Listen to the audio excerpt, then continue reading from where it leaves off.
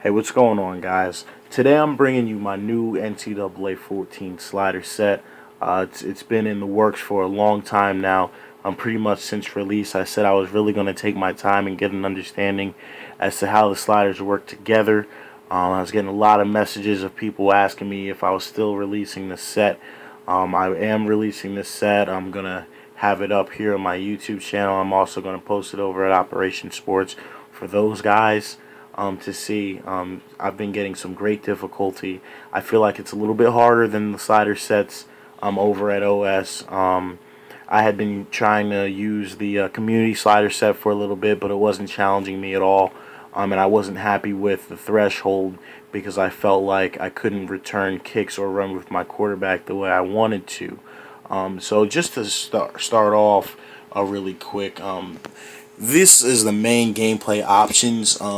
The quarter length that I play is 9 minutes. I play 9-minute quarters. That gives me the most realistic amount of plays, and maybe a little bit more if you run a more fast-paced offense. I decided to go with Heisman and a Heisman All-American mix on offense and defense, as you can see. I felt like Heisman on offense helped the CPU stay with my guys, and All-American, my guys defended the CPU wide receivers a lot better than on Heisman. So for the game speed, that's something I wanted to point out. I'm sure you guys have noticed by now, but on very slow, fast, and very fast, there's a glitch where if you toss the ball, your running back kind of hesitates. When a wide receiver catches the ball, he kind of hesitates. They don't run right away. I kept it on normal because that's the only game mode that, game speed that doesn't have that little glitch in it. I'm trying to go for smooth gameplay.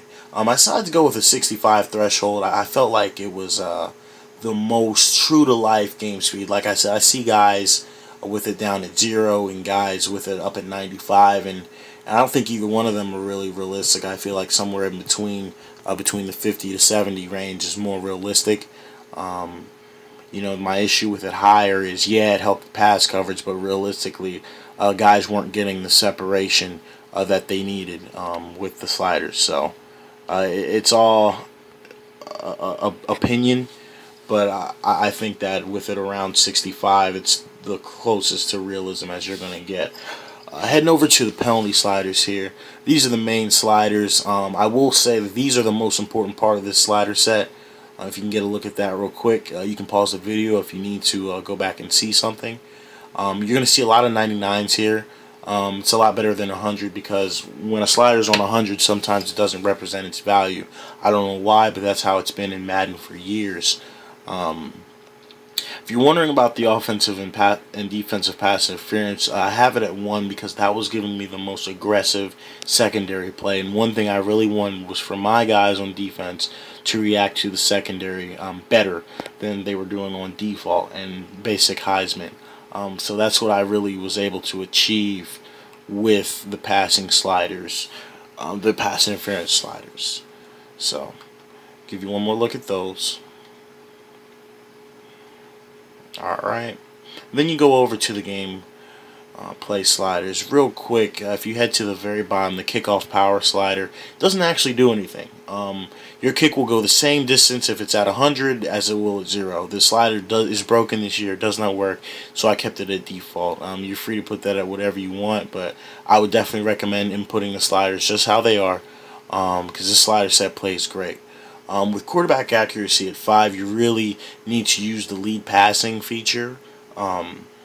It's going to be a little bit tougher to pass on this set than on a lot of other ones. This is really a set to challenge someone who really knows football and wants realistic gameplay. If your quarterback has 79 accuracy, he's going to miss throws.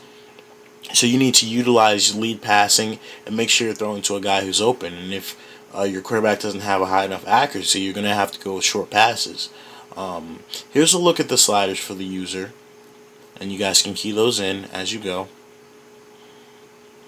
And here's a look at the sliders for the CPU.